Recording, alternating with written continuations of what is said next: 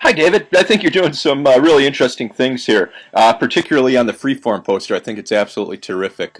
Your choices of fonts are interesting. Your imagery is really compelling here, and you're doing fun things, which is what the freeform approach is about.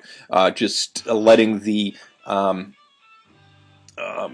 piece itself and the message dictate the composition, and I think you're doing it fantastically well.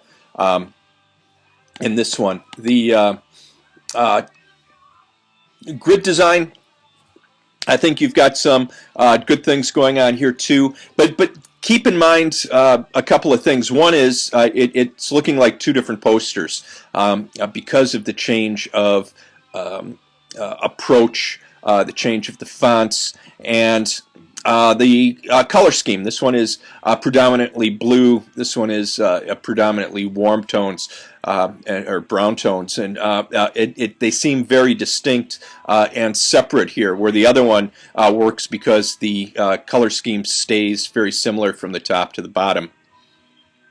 As does the imagery. Here it's distinct imagery at the top and the bottom.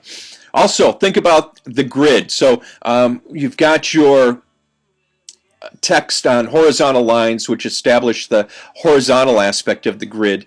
The vertical aspect of the grid is usually established through text alignment. So you have all this text aligned here, but it doesn't seem to line up when it gets here. So making sure that all the text is hitting the same place is important, and establish two or three or four of those vertical axes to justify your text to. I would also suggest staying away from centered text because then there is no vertical axis that is established to it. It's centered around a vertical axis, and that doesn't give us any sense of there being an underlying grid. Okay, so I do think that this one needs some considerable revision.